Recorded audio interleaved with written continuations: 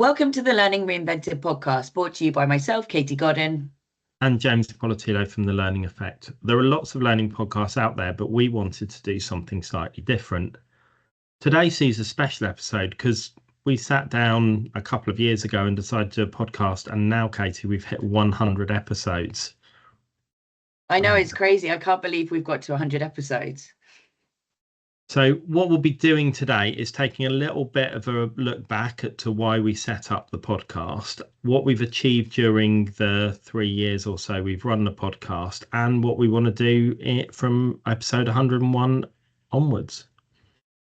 Yeah, thank you, James. So I think we'll talk about our initial goals, about why we set up the podcast in the first place. So from my point of view, why we set it up was that we realized that there were lots of podcasts out there. There's lots of learning podcasts out there, but we saw that there were the same guests going on each of these podcasts and webinars and things like that. So we wanted to do something slightly different and get different guests on. Do you think that we've managed to achieve that over the last sort of 3 years? I think we have, and it's important to talk about why we wanted to do that as well. So at the time, we'd been to some events in the HR space, like Disrupt HR, that used to be run by Katrina Collier, and she'd brought that to the UK. And it was a really great vibe where it gave people the chance to get beyond the bullshit a little bit of learning, or the stuff that people put out there that isn't true, and have some real people on stage talking about things that were real to them, real to their business, that they were trying to achieve, and challenges that everyone could relate to, but maybe not everyone would share or was comfortable sharing. And we wanted to do that specifically in the learning space, and to give a voice for those people who are doing really hard work and achieving great things, but maybe don't have the marketing platform or the backing, or just say the right things to get promoted on LinkedIn or on conference stages, etc. So it's really important for us to bring those perspectives to people. And across those 100 episodes, we've brought on 78 guests. So I'd say we've done a pretty good job, and we've shared obviously our own views and various different things, but there's been a huge variety of people. And of those 78 guests, a handful maximum are maybe those people that you would have seen elsewhere or on other stages. But again, lots of our guests have gone on to have bigger voices, and we're not responsible for that, but I'd like to think we're part of that journey. Yeah, definitely. I think we've helped some people that were perhaps a little bit more skeptical about perhaps doing a podcast, or a bit more worried or a bit more shy about doing something like this. So I'm pleased that along this journey we've been able to allow people to have that experience of recording their podcast, sharing it out to people and sharing their stories, because I believe that it's really helped people. I know from the past that some people have got in touch with other people because they listen to the podcast. So I feel that we're doing something right with it. And I think we set out to do that right from the very first episode, because when we sat down and planned it, we thought, what does everyone else do? And being us, we decided to do something different and unusual. So rather than go for a big name or someone who's going to come on and stand on their soapbox and talk about what they wanted to do, we brought someone in who was desperately trying to get into the learning industry, having been in line management. So Julia Salvi, who came on as our first guest, and I remember having a conversation with her before, and her passion and the drive and desire to what she wanted to achieve was great, but she was trying to break into an industry where she didn't have the formal track record. But what she brought with her was real life examples of managing and helping a team develop and learn, but also doing things like new store openings, etc. And since that podcast, she's gone on and her career has changed and flourished, and she's had a couple of L&D roles and grown from there. So right from that first instance, we sat down and thought, we're not going to do something, we are going to maybe share stories that wouldn't often get shared.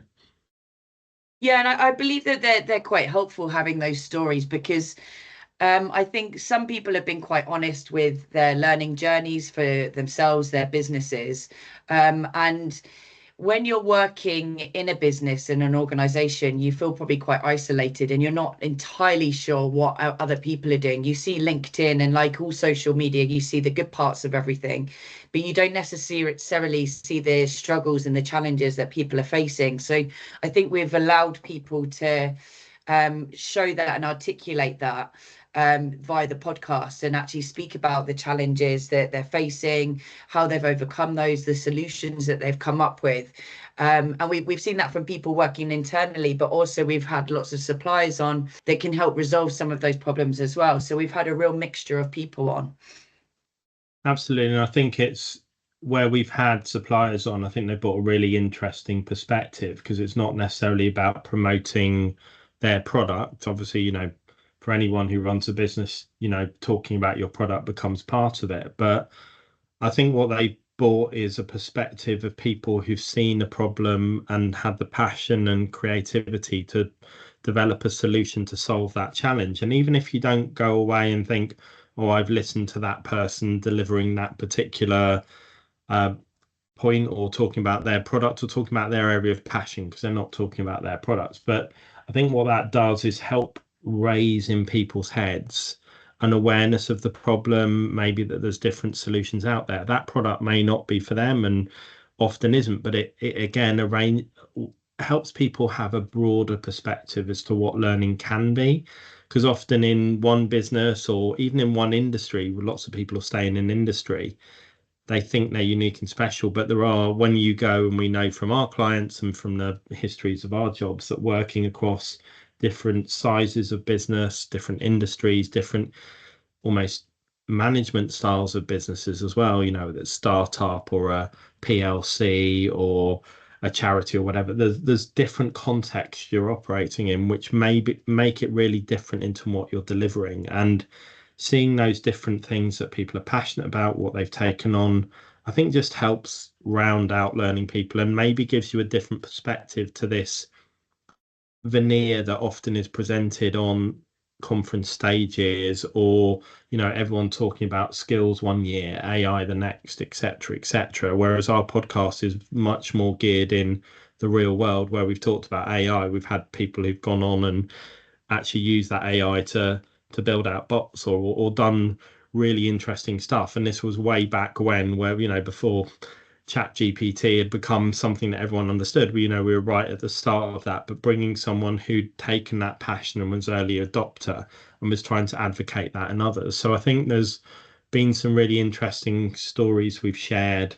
And I love the fact that we're not sponsored. We're not pushing anything. We don't start every episode with 2 minutes of, let me tell you about the sponsor that's bought us this and that and the other. And we're not here to pitch anyone else's or even our own business. We're here to make learning better. And that was one of the reasons we set up the podcast, as part of the legacy we both want to leave in the industry of, we want to make the industry better. We want to help people. We want to deliver more to businesses, help improve performance, etc. So those are our passions. And the podcast is part of us being able to get people to understand those things, how they can be achieved, and break down the barriers, and be real world about the thing you can say on the stage is really easy to say on the stage. Doing it in a business is often really, really difficult. I think we take a very relaxed approach in our podcast creation as well. I've had that feedback in the past where it's more of a relaxed environment. We're not necessarily sitting and having a strict interview. We do come up with a few questions beforehand, and then that's it. But we often go off topic from that and have a conversation. I think that makes it more real for people as well, and more relatable. We're not just there to get through a number of questions and have it really, really formal. We're there to have a conversation, get those opinions, and then that helps carry those trends through. Like you said, when we spoke to Victoria back, I think that was probably the beginning of last year, or maybe the end of the year before, about AI.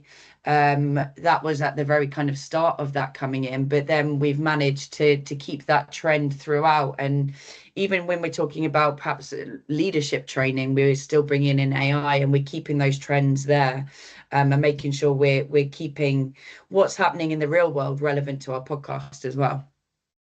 And we've also not just stuck in a very narrow learning silo and learning lane. So we've had guests, when we sat down and planned this, we talked about sort of learning and friends to bring it to life. But learning doesn't live in isolation in a business. It interacts with all parts of the business. So we've taught to people who have been customers of learning to get their perspective. We've talked to people who are in change management or workforce development or recruitment or all of those other functions of the business that we interact on and are reliant on, and we're customers of, and we're also providing a service to, etc., as learning professionals. So that has, again, in our mission to broaden the impact and think about what can be better and different about learning, that was really important to us. And I think we've done well on bringing those different voices in. And they're some of my favorite episodes, because you always learn something way more than you understood about those things. I also think the way we approach things, and you touched on it, in a relaxed style, is we don't go on there to either be grilling someone and challenging them on their views, or trying to make our voice the one that you want to hear. We're there to facilitate the guest and to be a foil for them to get across their opinions. But we're also not there to be like fanboys or fangirls of that person and just throw praise at them and tell them how wonderful everything is. We're having real world conversations. We're curious about things. Can you explain more to me about that? How does that work here? So we're trying to reflect something that's progressive and really about delving into those stories and helping people who are coming, again, not necessarily with a polished pitch to a podcast, but our job is to try and pull out from them different things they might not have considered, because we all know when we're doing our job, the stuff that's often most impactful and relevant, you don't see yourself because you're so close to it. And our job, I see, is helping those guests bring out those stories. And as these people aren't generally on stage every week, they don't have that sort of finished patter all the time. So we have to work with them to bring that out. We've had some great conversations. I think just kind of summarize what you were saying as well, having that holistic approach to realize learning isn't just about learning systems. It's not just about teaching people something. It's about making sure, like when you're doing learning, it could be anything. What you're trying to achieve essentially is to try and improve productivity. It might be to improve health and safety, whatever that might be, but that's what you're trying to do. So learning touches upon everything in a business. And I think we've tried to keep that holistic approach and not just go to people that are directly in learning teams or directly supplying learning systems or courses or anything like that. My most recent podcast was with Nikki, and we're talking about carbon emissions, but how she then helps train organizations in that. So I think that's quite an effective way to make people realize that we're constantly learning as well. And I think what we've tried to do is bring a lot of diversity in all sorts of ways, whether that's gender diversity, diversity of background, diversity of nationality, diversity of thought process and mindset. We've looked at specific diversity issues. We've looked at accessibility of learning and tried to bring to the forefront some of those. We've looked at accessibility of education as well. So we've looked at not just corporate learning, but some of the pathway into learning and how do we make the education system better, or how's that function. So we have looked at it from that broader, wider perspective. And the other thing I think it's done is allowed us to bring our voices to the podcast as well. And we've had some episodes where we've shared, and we often at work have the conversations of really interesting things. And we said at one point, wouldn't it be great just to record that conversation? Because I think what we've discussed is really helpful for people. And the podcast has provided an avenue for us to do that, but also for us both to, I think, grow into the host role. But, we've also been individual guests ourselves, where one of us has taken the host role and the other one's been the guest. So we can maybe draw out the expertise of ourselves, because every podcast episode is not about us saying we know lots of stuff and we do this, but there are points where we do bring great depth and breadth of knowledge and insight. So we've taken particular episodes to play that role as well, so that we're sometimes there imparting that, and other times we're the foil to either the other person or one of the guests to bring out their story. Yeah, definitely. I think like setting up the podcast has allowed me to be more confident being recorded from a personal point of view, but also meet loads of great people that I would never have met, albeit online, because we do this predominantly online. But I've met people in tons of different countries, and I've had tons of different stories. I've listened to their backgrounds, how they got into learning, and for me, it's just been extremely interesting. I think we're up to about 40 different countries that listen to our podcast as well. So we are getting that reach out there.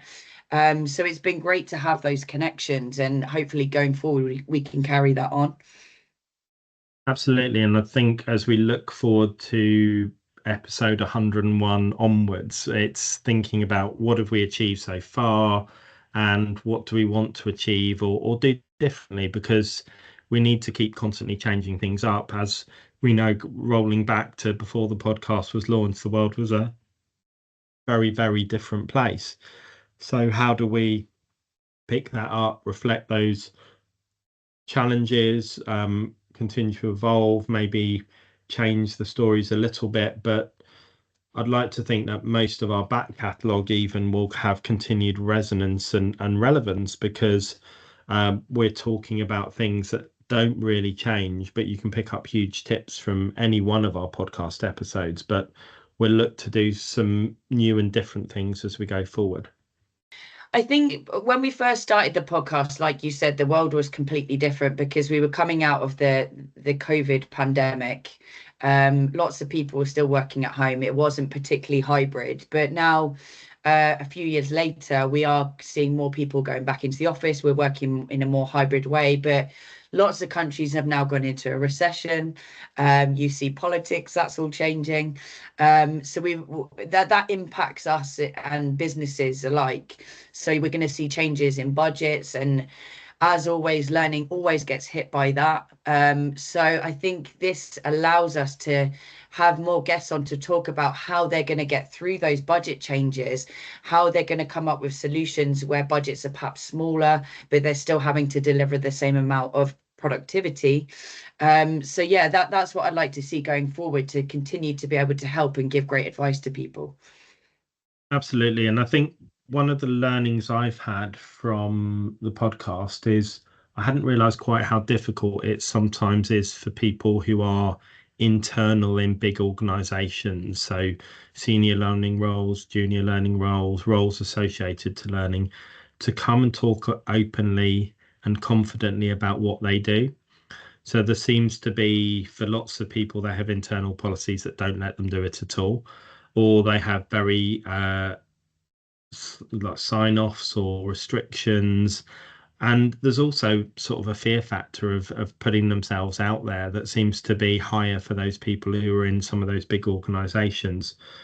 But I also think some of those stories are really, really relevant and people need to hear them, because in your career, you can't operate across all of these spaces. So you might, even in our roles, we're going into lots of industries, lots of different organizations. And the way we work, we get to see a huge amount of those organizations. And we both got background working within big and small and medium organizations in different industries. But I think until you come and bring that perspective and share the challenges you're facing, share the creativity, share the things your customers are working on, I think that's really, really useful for other people to hear. But again, in the same way, sometimes people don't think that's that interesting, or because of the veneer that's presented by these people who are on stage and on podcasts all the time, who really probably never done the role, if we're being honest, they think, well, my story isn't as exciting and polished as those. So I'd want to have in our next 20 or 30 episodes some real focus on the, maybe some more industry groups of what's facing that industry or that type of business or even that country, or again, looking through the lenses, what are we doing about new joiners to the workforce? What are we doing about looking at skills transferability? What are we doing not about AI in learning to make transcribe your learning or deliver MCQs in learning, but what are we doing to think about how AI is impacting how we work and the skills and the way learning needs to support people to make the best of themselves, make themselves employable, enhance their business performance, enhance their careers through that way. So there's lots of things I'd be interested to bring, maybe not just one voice on, but some different voices to have some more collaborative conversations as we go forward. Yeah, most definitely. I think that's something that we should do as well, is having perhaps more than one guest on. We've not explored that avenue yet, and we've done 100 of them. So I think that's for the next perhaps 100. So yeah, good idea. Yeah, I think we've had people who come along as a duo because they're already working together. But I think having people who maybe don't work together, a bit like you have panels on stuff, but have less of a structured, well, I'm going to roll around a set of questions across people, but have a more cohesive, collaborative conversation and really,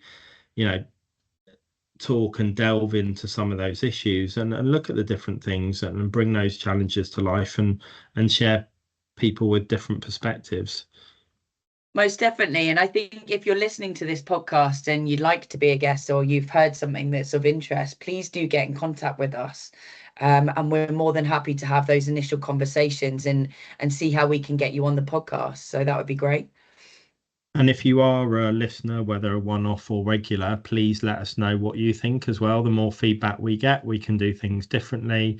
We'd love to have you on as guests or pick up topics that you want us to focus on, or let us know what we could do differently or better, because, in all things, we're looking at continual improvement, enhancement, and of evolution. And here's to the next 100 podcasts, James. Yeah, and well done for everything we've achieved so far. Yeah, well done. Thank you. Thank you for listening to this episode of the Learning Reinvented podcast. We hope you enjoyed it. If you've not already done so, please follow our podcast. And if the Learning Effect can help you and your organisation, please do get in touch. You can find both James and Katie on LinkedIn, and our contact details are in the show notes below.